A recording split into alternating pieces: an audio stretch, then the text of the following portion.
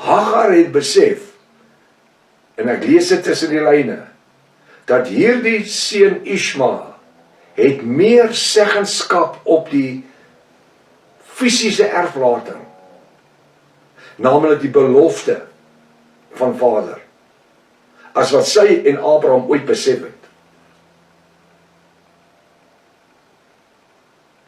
Sy het gedink dit gaan oor die getalle, want Abraham het al gesê, Jaffa het gesê, die volk gaan soveel wees soos die sterre aan die hemel en die sand aan die see. En Hagar het terug, toe Hagar terugkom van die woestyn af, nadat die engel van Jaffa haar teruggestuur het, moes sy vir Abraham en vir Sarah gesê het, dat die engel van Jaffa het gesê, dat dat Ismael se nageslagte gaan ontelbaar wees. Menigtes. En dis die goed wat Hagar nie wil hê, wat Sarah nie wil hê nie. Sy sien dit as 'n oppositie vir die belofte. Dis die goed wat die oorlog vooruitloop wat in Israel en in die Arabiese state plaasvind al vanaand in die laas van 1948 af. En sy sê in Abraham vers 10, jaag hierdie slavin en haar seun weg, want die seun van hierdie slavin mag nie saam met my seun Isak erwe nie. En die woord was baie verkeerd in die oë van Abraham, vanweë sy seun. Want vir hom was dit nie net 'n seun van die slavin nie, dit was sy bloed. Hy het onthou wat hy die seun gesê het, jy's die enigste erfgenaam van die belofte van Vader Jaffa, Almagtig. Abraham het vir Isak geleer oor die bonatuurlikheid van Jaffa, wat hy geleer het, wat hy ontvang het. Hoekom? Want dit was die kind van die belofte gewees. Daar was nie eens sprake van 'n ander een nie. Dan na 12 jaar word Isak gebore.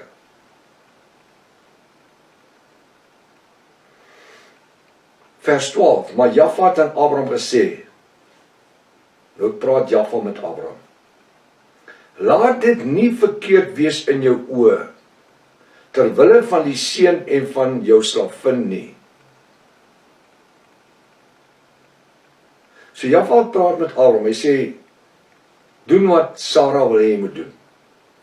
En Jaffa het aan Abraham sê, laat dit nie verkeerd wees in jou oë nie, want dit was vir Abraham verkeerd, om die seun in die woestyn te gaan los. Terwille van die seun en van jou slavin nie, Hagar. Luister na Sarah in alles wat sy van jou verlang.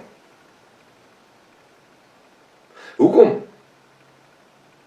Want Jaffa het geweet, hier's 'n wilde eselgees in hierdie kind Ismael.